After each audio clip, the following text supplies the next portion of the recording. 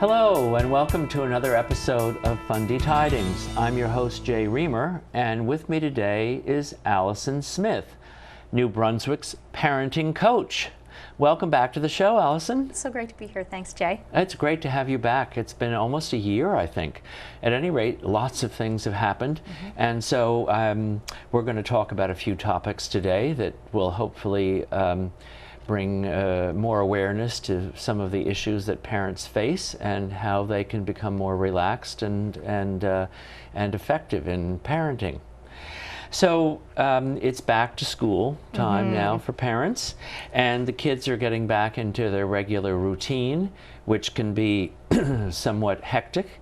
What are some of the things that parents can do to bring the decibels down, to make things a little bit easier for themselves and for the family dynamic in general?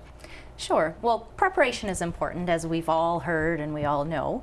But in addition to the common things that we often hear about setting clothes out the night before and all of those kinds of things, one thing that can really be a game changer is to take 15 minutes somewhere within that morning routine to connect with your child.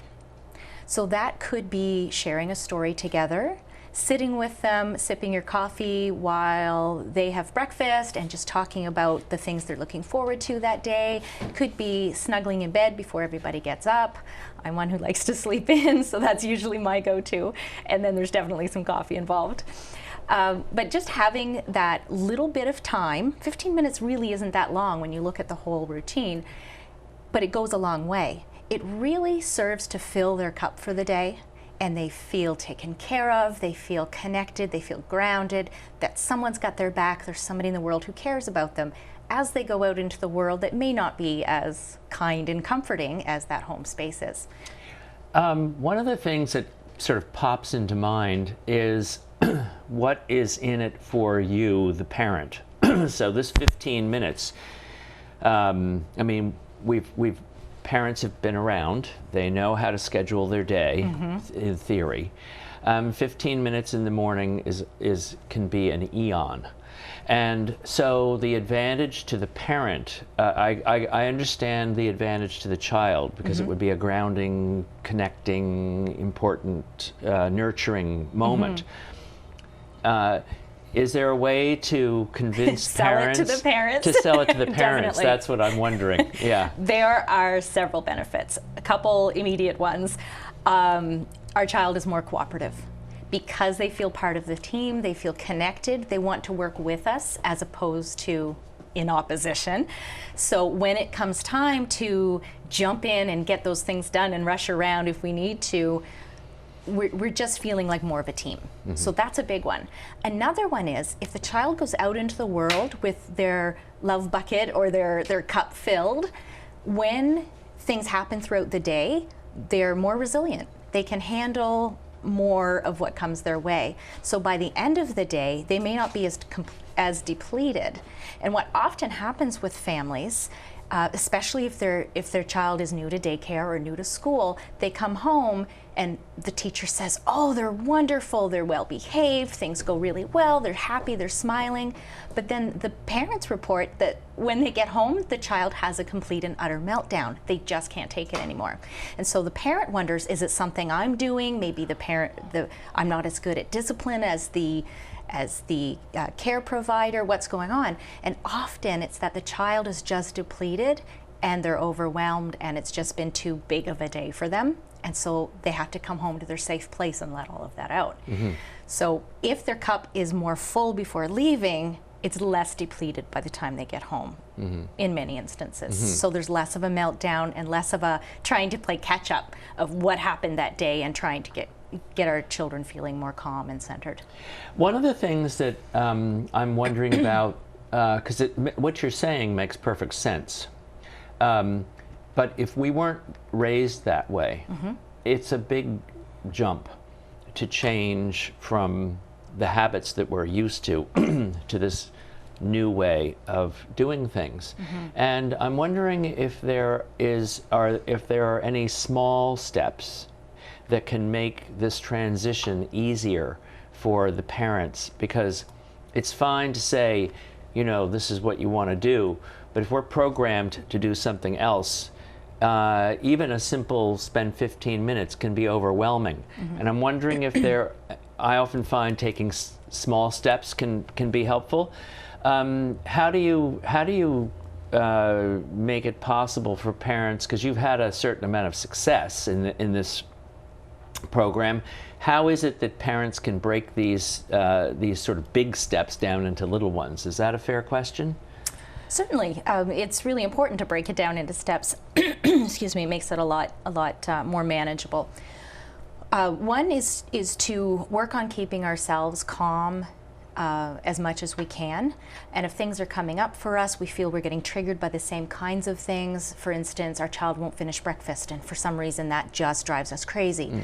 Or they never put their dish away. Little things like that, we can start to just be more mindful of those and pay a little bit more attention to what specifically is setting off my alarm bells, what is really getting under my skin.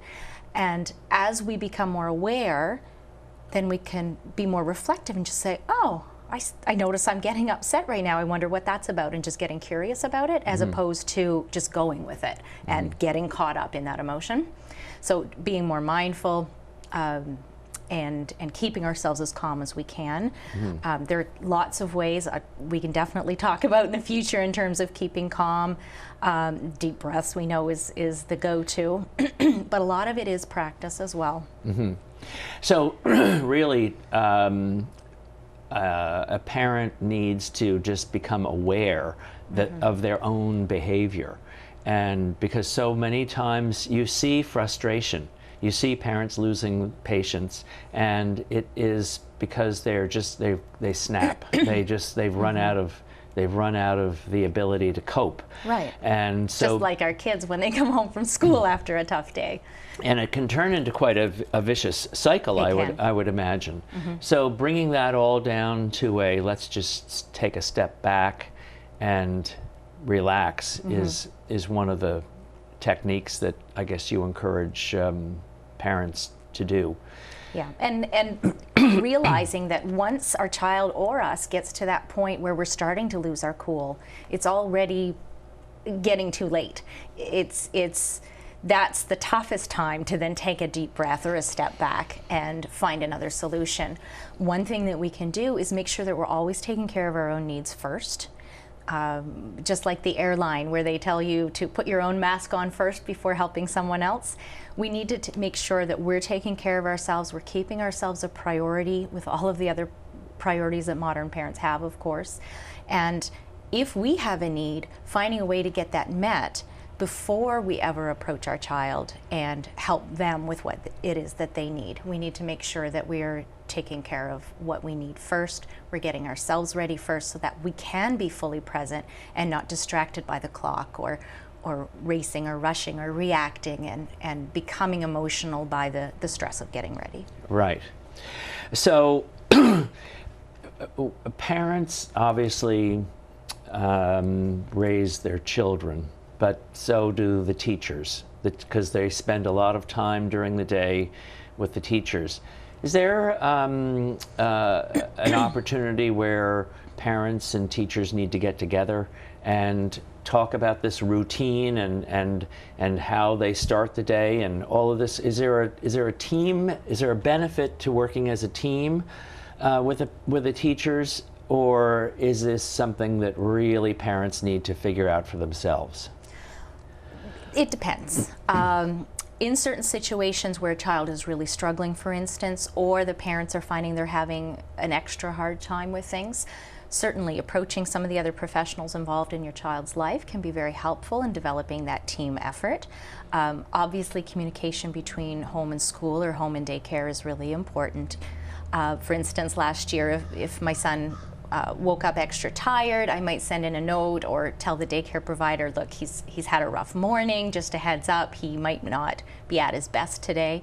Or if something happened at daycare, they would let me know so that I could be prepared at home for him maybe not behaving in the way that he usually does, or having some different emotions that we would need to take some time with.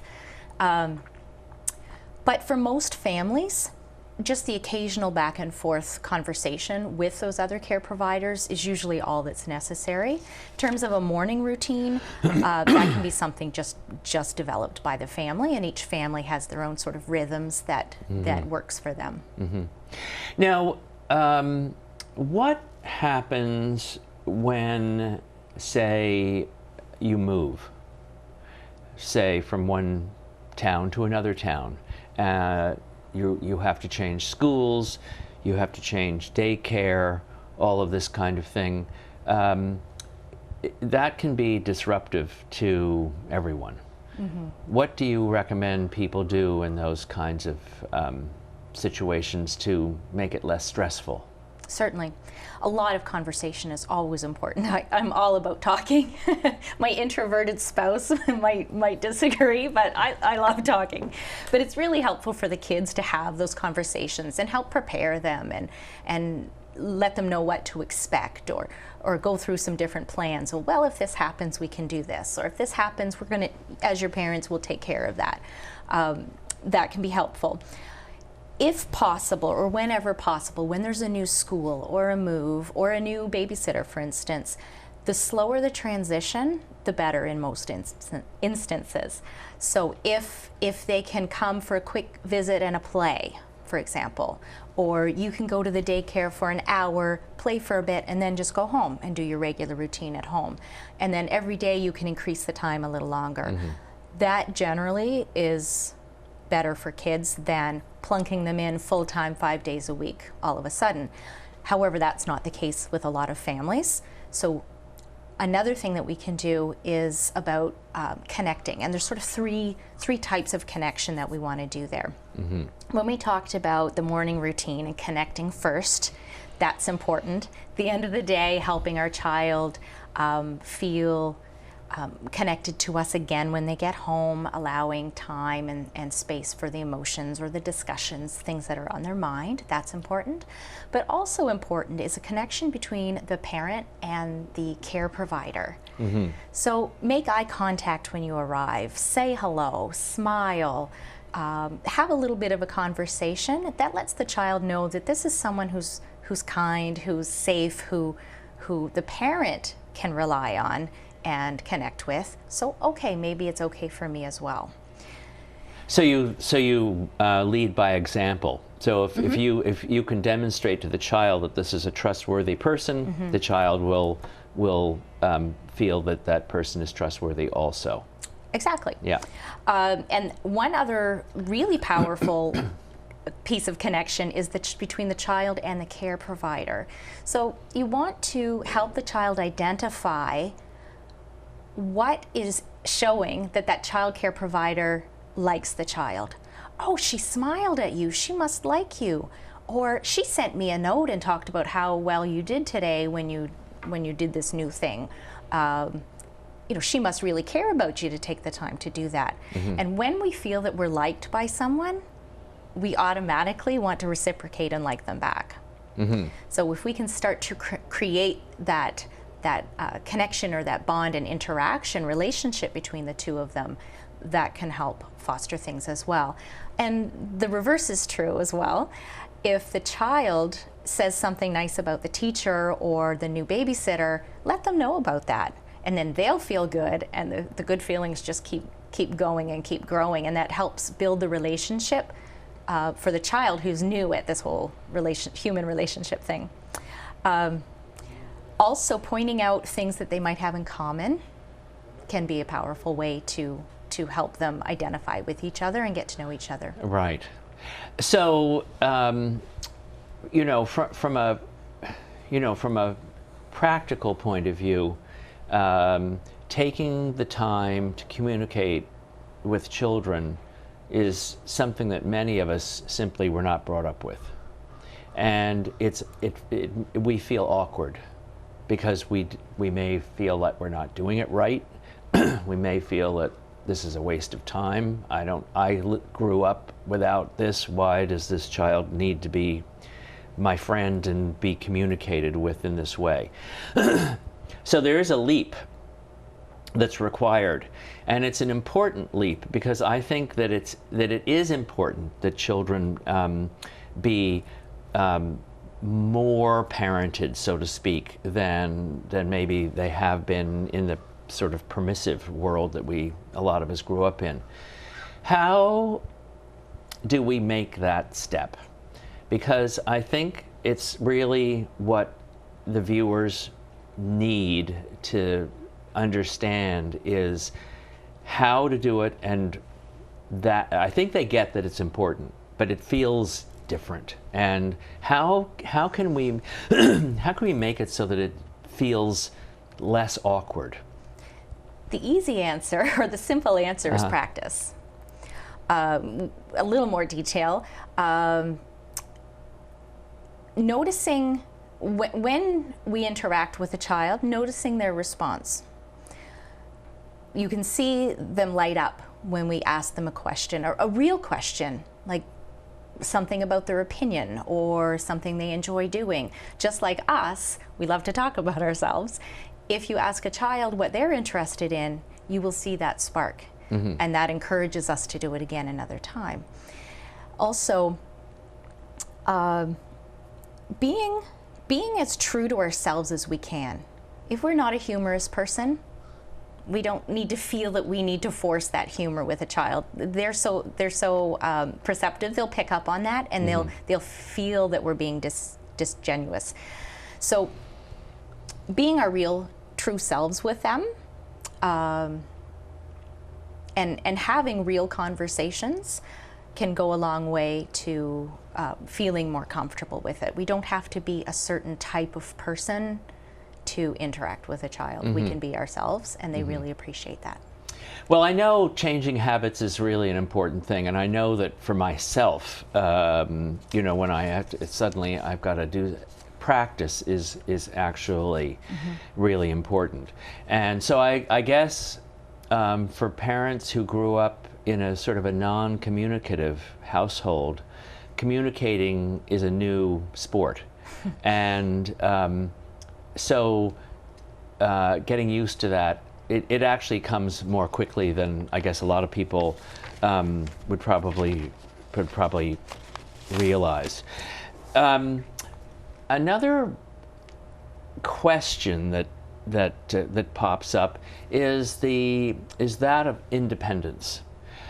So once a child learns a certain skill, maybe tying a shoe, maybe putting a dish in a dishwasher, maybe emptying a wastebasket, whatever it is that a child learns to do and should not have to be taught it again.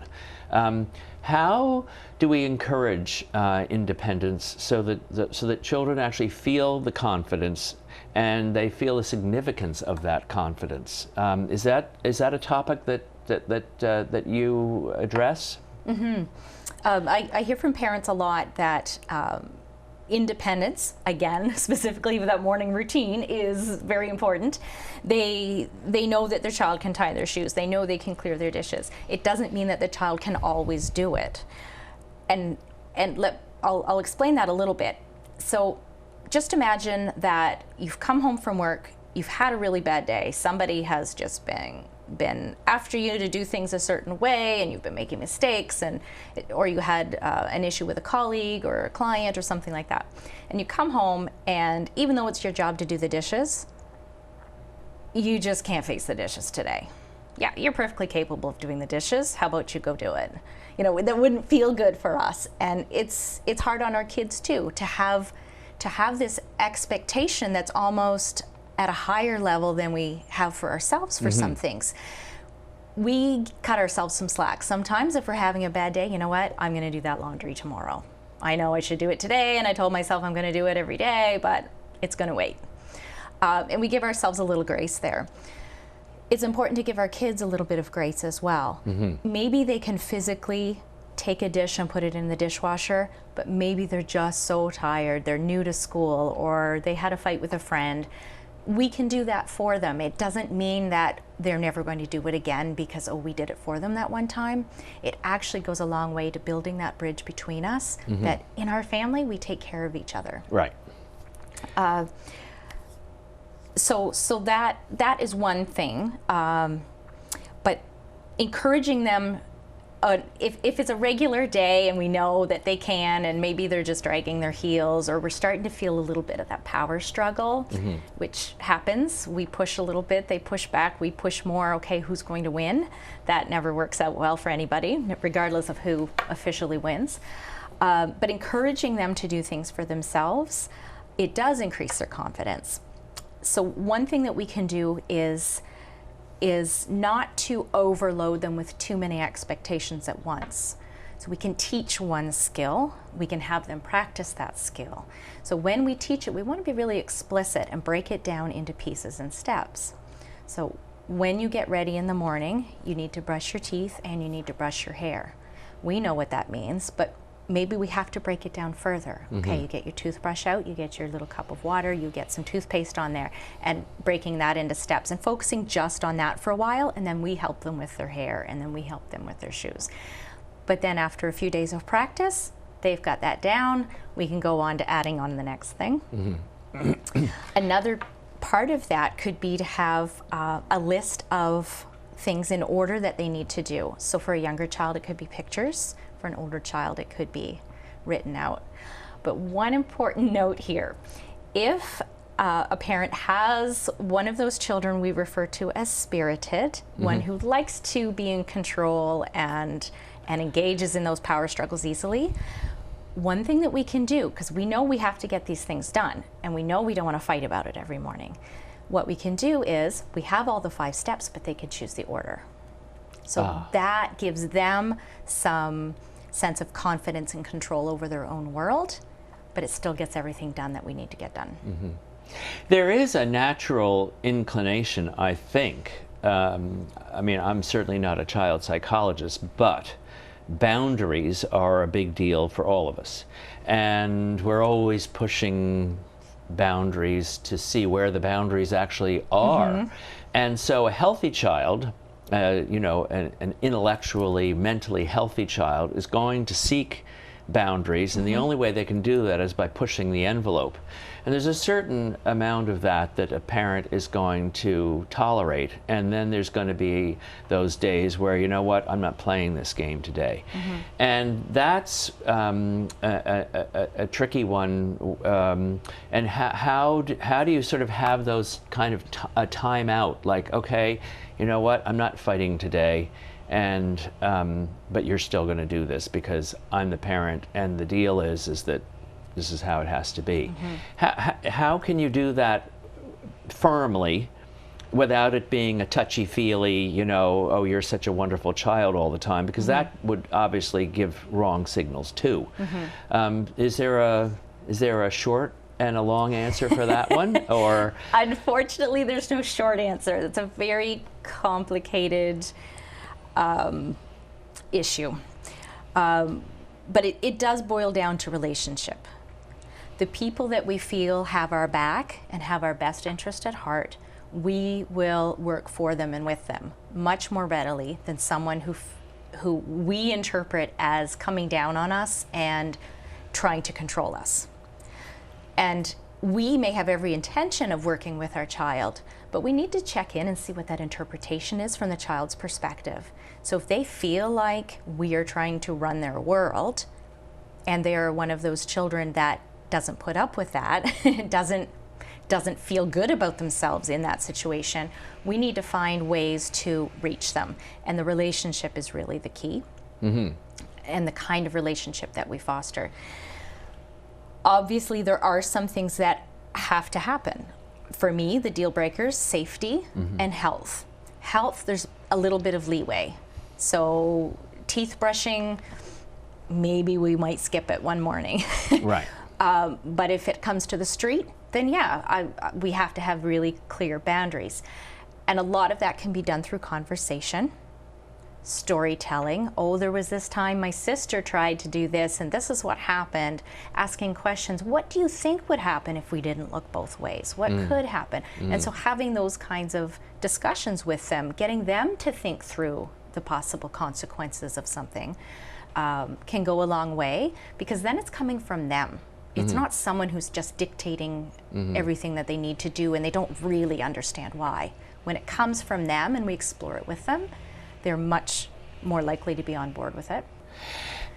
Thank you very much, Alison. You're This welcome. was a great show, and I very much appreciate you coming on, and I look forward to having you back again, and we'll explore more about parenting. And thank you all for watching today, and I look forward to seeing you on another show of Fundy Tidings.